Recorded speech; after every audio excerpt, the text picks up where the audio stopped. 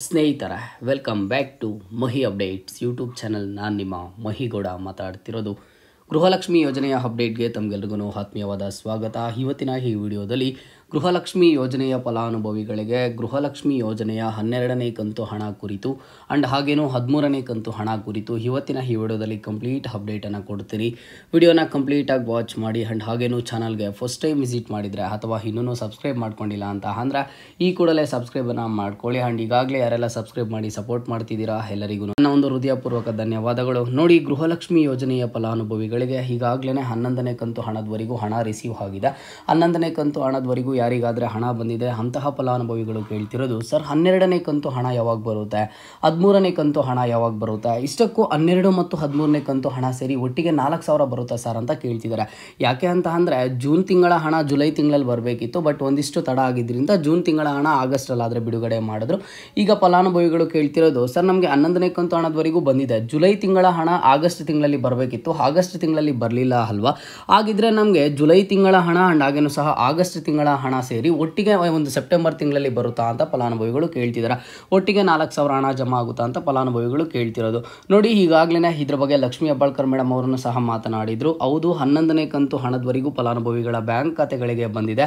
June ತಿಂಗಳ ಹಣದವರೆಗೂ ಫಲಾನುಭವಿಗಳು ಹಣ ಪಡ್ಕೊಂಡಿದ್ದಾರೆ. ಈಗ ನೆಕ್ಸ್ಟ್ ಇನ್ನು ಜುಲೈ ತಿಂಗಳ ಹಣ ಅಂದರೆ 12ನೇ ಕಂತು ಹಣ ಬಂದು ಆಗಸ್ಟ್ ತಿಂಗಳಲ್ಲಾದರೆ ಬರೋದಿಲ್ಲ, ನಿಮಗೆ ಜುಲೈ ತಿಂಗಳ ಹಣ ಬಂದು ಸೆಪ್ಟೆಂಬರ್ ತಿಂಗಳಲ್ಲಿ ಬಿಡುಗಡೆ ಆಗುತ್ತೆ. ಓಕೆನಾ, ಇದು ಫಲಾನುಭವಿಗಳಿಗೆ ಗೊತ್ತಿರಬೇಕು. ಗೃಹಲಕ್ಷ್ಮಿ ಯೋಜನೆಯ 12ನೇ ಕಂತು ಹಣ ಬಂದು ಸೆಪ್ಟೆಂಬರ್ ತಿಂಗಳಲ್ಲಿ ಬಿಡುಗಡೆ ಆಗುತ್ತೆ. ನಿಮಗೆ 12ನೇ ಕಂತು ಹಣ ಆ್ಯಂಡ್ ಹಾಗೇನೋ 13ನೇ ಕಂತು ಹಣ ಒಟ್ಟಿಗೆ 4,000 ಹಣ ಆದರೆ ಜಮಾ ಆಗೋದಿಲ್ಲ.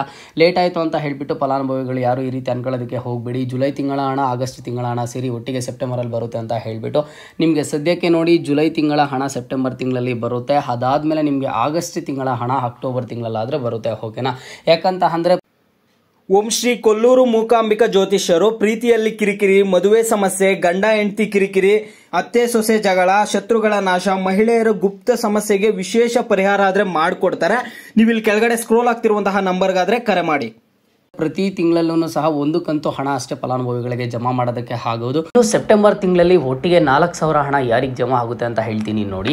ಸೆಪ್ಟೆಂಬರ್ ತಿಂಗಳವರೆಗೂ ಯಾರಿಗಾದರೆ 11ನೇ ಕಂತು ಹಣ ಬಂದಿರಲ್ವೋ ಅಂತಹ ಫಲಾನುಭವಿಗಳಿಗೆ 11ನೇ ಕಂತು ಹಣ ಆ್ಯಂಡ್ ಹಾಗೇನೂ ಸಹ 12ನೇ ಕಂತು ಹಣ ಸೇರಿ ಒಟ್ಟಿಗೆ 4,000 ಹಣ ಆದರೆ ಜಮಾ ಆಗುತ್ತೆ. ಅದನ್ನು ಬಿಟ್ಟರೆ ನಿಮಗೆ ಸೆಪ್ಟೆಂಬರ್ ತಿಂಗಳಲ್ಲಿ 12ನೇ ಕಂತು ಹಣ ಆ್ಯಂಡ್ 13ನೇ ಕಂತು ಹಣ ಆದರೆ ಜಮಾ ಆಗೋದಿಲ್ಲ. ಫಲಾನುಭವಿಗಳಿಗೆ ಇದು ಗೊತ್ತಿರಬೇಕು. ನಿಮಗೆ ಈಗಾಗಲೇ ಒಂದು ಕನ್ಫರ್ಮೇಷನ್ ಅನ್ನು ಕೊಟ್ಟಿದ್ದೀನಿ. ಗೃಹಲಕ್ಷ್ಮಿ ಯೋಜನೆಯ 12ನೇ ಕಂತು ಹಣ ಬಂದು ಸೆಪ್ಟೆಂಬರ್ ತಿಂಗಳಲ್ಲಿ ಬಿಡುಗಡೆ ಮಾಡ್ತಾರೆ.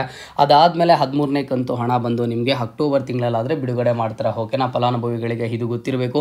ನೀವು ನೆಕ್ಸ್ಟ್ ತಿಂಗಳಲ್ಲಿ ನಮಗೆ 12ನೇ ಕಂತು ಹಣ 13ನೇ ಕಂತು ಹಣ ಒಟ್ಟಿಗೆ 4,000 ಹಣ ಜಮಾ ಆಗುತ್ತೆ ಅಂತ ನೀವು ಅನ್ಕೊಳ್ಳೋದಕ್ಕೆ ಹೋಗಬೇಡಿ. ಯಾಕಂತಂದರೆ ಇನ್ನೇನು ಆಗಸ್ಟ್ ತಿಂಗಳು ಈಗಾಗಲೇ ಕಂಪ್ಲೀಟ್ ಆಗ್ತಾ ಬಂತು. ಇನ್ನು ನೆಕ್ಸ್ಟ್ ಆಗಸ್ಟ್ ತಿಂಗಳು ಆಗಿದ್ದ ಆದಮೇಲೆ ನೋಡಿ ಆಗಸ್ಟ್ ತಿಂಗಳು ಎಂಡ್ ಆಗೋವರೆಗೂ 11ನೇ ಕಂತು ಹಣ ಯಾರಿಗಾದರೆ ಪೆಂಡಿಂಗ್ ಇದೆಯೋ ಅಂತಹ ಫಲಾನುಭವಿಗಳ ಬ್ಯಾಂಕ್ ಖಾತೆಗಳಿಗೆ ಬರುತ್ತೆ.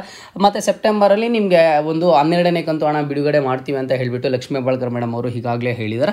ಅದಾದಮೇಲೆ ನಿಮಗೆ ಮುಂದಿನ ತಿಂಗಳು 13ನೇ ಕಂತು ಹಣ ಆದರೆ ಬಿಡುಗಡೆ ಮಾಡ್ತಾರೆ. ಓಕೆನಾ, ಇದು ನಿಮಗೆ ಗೊತ್ತಿರಬೇಕು. ಇದು ಪ್ರೊಸೀಜರ್ ಈ ರೀತಿ ನಡೆಯುತ್ತಾ ಹೋಗುತ್ತೆ ಪ್ರತಿಯೊಂದು ಫಲಾನುಭವಿಯ ಬ್ಯಾಂಕ್ ಖಾತೆಗೂ ಸಹ.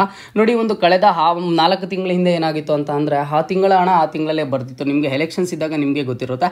ಈಗ ಆ ತಿಂಗಳ ಹಣ ಆ ತಿಂಗಳಲ್ಲಾದರೆ ಬಂದುಬಿಡ್ತಿತ್ತು. ಬಟ್ ಇದೀಗ ಏನಾಯಿತು ಅಂತ ಅಂದರೆ ಮೊನ್ನೆ ಒಂದು 2 ದಿನ ಸ್ಟಾಪ್ ಆಗಿದ್ದಕ್ಕೆ ಈ ರೀತಿ ಆಗ್ತಿದೆ. ನಿಮಗೆ ಜುಲೈ ತಿಂಗಳ ಹಣ ಬಂದುಬಿಟ್ಟು ಸೆಪ್ಟೆಂಬರಲ್ಲಿ ಬರುತ್ತೆ, ಆಗಸ್ಟ್ ತಿಂಗಳ ಹಣ ಬಂದುಬಿಟ್ಟು ಅಕ್ಟೋಬರಲ್ಲಿ ಬರುತ್ತೆ. ಓಕೆನಾ, ಈ ರೀತಿ ಆದರೆ ಒಂದು ಪ್ರೊಸೀಜರ್ ಆದರೆ ನಡೆಯುತ್ತಾ ಹೋಗುತ್ತೆ. ಫಲಾನುಭವಿಗಳು ಅಲ್ಲಿಯ ತನಕ ವೆಯ್ಟ್ ಮಾಡಬೇಕು, ಬೇರೆ ಯಾವುದೇ ರೀತಿಯ ಆಪ್ಷನ್ ಇಲ್ಲ. ಈ ಸದ್ಯಕ್ಕೆ ಗೃಹಲಕ್ಷ್ಮಿ ಯೋಜನೆ ಹಣ ಪ್ರತಿ ತಿಂಗಳು ಬರ್ತಿದ್ರೆ ಕಂತು ವೈಸು ಬರ್ತಿದ್ರೆ ಎಲ್ಲ ಒಂದು ಫಲಾನುಭವಿಗಳಿಗೆ ಹೆಲ್ಪ್ ಆಗುತ್ತೆ. ಪ್ರತಿನಿತ್ಯನೂ ನಾನು ಕಮೆಂಟ್ಸನ್ನು ನೋಡ್ತಿರ್ತೀನಿ. ಫಲಾನುಭವಿಗಳು ಕಮೆಂಟ್ಸನ್ನು ಮಾಡ್ತಾರೆ. ಗೃಹಲಕ್ಷ್ಮಿ ಯೋಜನೆ ಅವರಿಗೆ ಎಷ್ಟರ ಮಟ್ಟಿಗೆ ಯೂಸ್ ಆಗ್ತಿದೆ ಅನ್ನೋದನ್ನು ನಾವು ಸಹ ಅಬ್ಸರ್ವ್ ಮಾಡ್ತಿರ್ತೀವಿ. ನಿಮಗೆ ಎಷ್ಟು ಕಂತು ಹಣ ಬಂದಿದೆ, ಎಷ್ಟು ಕಂತು ಹಣ ಬಂದಿಲ್ಲ ಅನ್ನೋದನ್ನು ಇವತ್ತಿನ ಈ ವಿಡಿಯೋದಲ್ಲಿ ಕಮೆಂಟ್ ಬಾಕ್ಸ್ ಮೂಲಕ ಕಮೆಂಟನ್ನು ಮಾಡಿ.